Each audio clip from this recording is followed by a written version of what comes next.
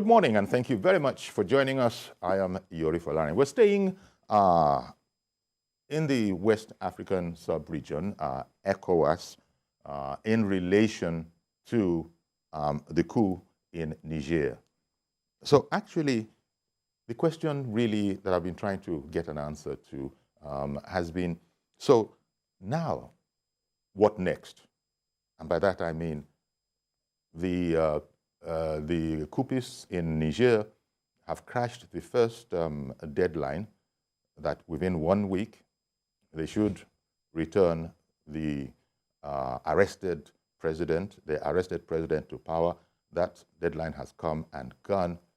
And now we actually are trying to figure out what next. President Tinubu has put it out there that, look, contrary to some talk that's going on, it needs to be known that the ECOWAS move against Niger is not a Nigerian mandate. I think that that's important because because he is the chairman, people sort of assume that it's something about Tinubu personally, but the presidency put that out. So we shall explore the subject further this morning with an expert, Group Captain Sadiq Garba Shehu, retired. He's the former spokesman of the Nigeria Air Force, and these days he's a private security and defense consultant and trainer. Good morning to you, Group Captain. Good morning. Good morning, viewers. Thank you very much for making the time for us. Okay, we're hearing all sorts. The Wagner Group might have been invited to Niger. There are rumors, or speculations is the better way to put it. There are speculations to that effect. And everybody's a bit concerned there because the U.S. Secretary of State has put it out that wherever Wagner goes, turmoil, desecration, and generally bad memories follow. So the question I'd like to start off with, Group Captain, is that now that we are at this stage, the Nigeria sent a delegation to try and mediate with them. They would not, they would not meet with any delegation. They've imposed a no-fly zone. In short, what they're doing is they're digging in. So in the light of all of this, Group Captain, what are the options left to explore? Oh, thank you very much. Anywhere in the world and any kind of intervention when there is an interregnum such as this, either as a result of somebody losing election and saying he will not go, like we saw in Gambia, or like the military coup, which the ECOWAS is, the classical steps taken normally is each organization, whether it is African Union, whether it is United Nations, whether it is ECOWAS, as in this case, there are a range of options that the organization has in trying to intervene. And these options, are ranged in order of severity or strength. So when you study this kind of happenings all over the world, the normal way to intervene is to start with the lowest action. And then progressively, you move up, you move up, you move up, if you don't obtain results, until intervention by military or use of force or use of armed force. These are all terms that are used to this, or enforcement. Enforcement, especially enforcement by deployment of troops, should be the last option. So if you ask me, looking at what happens is some... Sorry, Group C. Before yes. You continue, I wanted to ask you, what option did ECOWAS pursue going by what you've just said? Yes, so this is the point I'm trying to make. I think, with due respect, my humble opinion is that ECOWAS should have started with the least options. But what I saw playing in the Niger system is that ECOWAS put all its cards on the table, all at once. All at once. Such that just after a few days, like probably we don't have any other card to play, except either to deploy forces or not. This is my own humble opinion. In fact, listening to many scholars, many people who have commented, including very expert diplomatic staff, I think even among diplomats, I think there is no convergence on what ECOWAS should have done.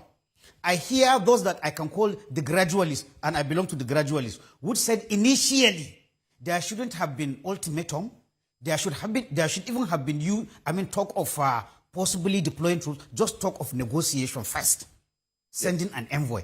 But when we look at it, that is one way of looking at it. The second way, as some people think that carrot and stick, put everything on the table, threaten them, put sanction, close borders, tell them that it's possible to attack and all that. I think that is the option that the ECOWAS did.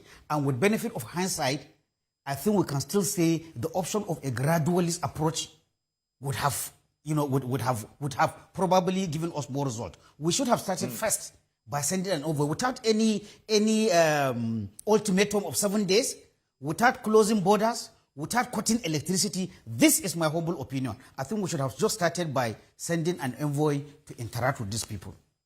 Indeed. And, one stop higher, then stop to higher. But by putting all the options on the table all at once, once they decide to dig in or hold the bluff, then now you still have to come and retrace your steps again and go to that gradualist approach. I think that is where we're heading.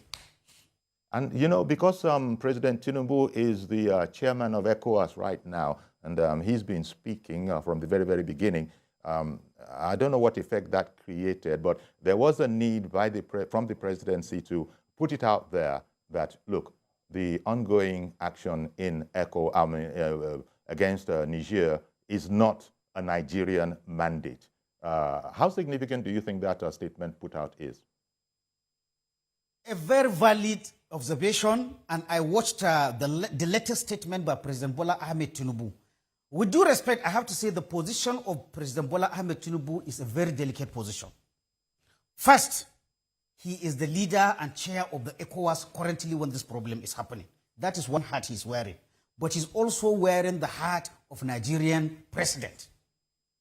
So I saw in another conversation I held with another media, I think 3 days ago, I said what I find missing is that if President Tinubu 100 times addressing the press or addressing the media, he says, I am talking on behalf of ECOWAS. I am talking of the decision taken by ECOWAS. If he says it 100 times, it is never too much.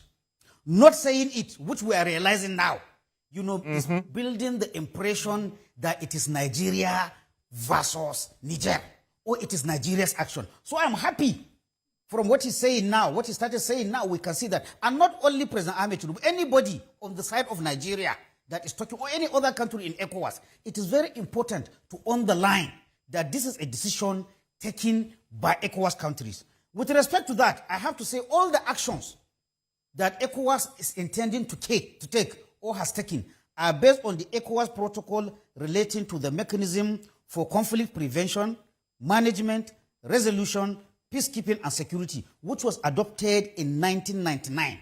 And it was signed by all the 15 ECOWAS members in 2001. In essence, just to summarize, what that protocol is saying is all the 15 countries, after watching the scourge of military overthrow of elected government, they agreed, they pre-signed. That document is like a blank check that, look, in any of these countries, if there is any attempt to reverse a government, all of us, we agree, whichever country is that, as long as the ECOWAS Authority of Head of States or the ECOWAS Mediation and Security Council decide that there is such a situation and they're going to intervene, we give the consent of the ECOWAS to intervene.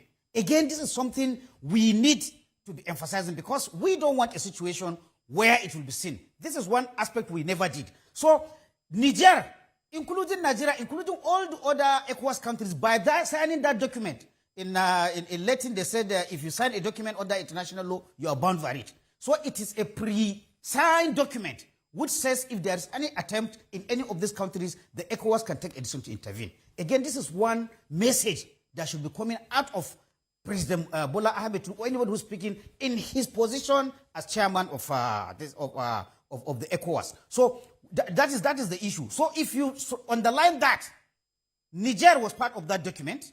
All other countries were part of the document. So that should come out in all our communications to the general public. So as to prevent, that is one issue. The second issue is, let's go back to the document, the first press statement released by ECOWAS on 30th of July after the initial meeting. Again, here I blame everybody, including you, the press.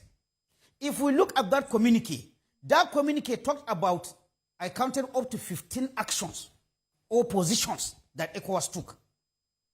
Out of all the 16, the only one that implies probably deploying of troops is the last one, which says ECOWAS will consider all necessary actions which may include use of force. But unfortunately, as soon as this issue started, people forgot about all these 15, which includes that ECOWAS will not recognize anybody or any person as the official representative of Niger, except President Bazoum or somebody that he designates. The people should not touch his family. They should release him. They will put sanctions. They will put sanctions. All these were listed. But all the people that are commenting, including media, everybody, attention was geared only to that section which says it may include use of force. And even the use of the word may. It doesn't mean that ECOWAS has actually made up its mind that it's going to deploy. But no, every other discussion on the subject matter now was taken to that deployment of troops. People are asking, when are they going? Are our troops ready? We have not reached that. So this is another road we departed from, which we must come back to and look at other options. Exactly, Group Captain. And the news haven't sort of tilted towards emphasizing that last of the options. It's caused problems.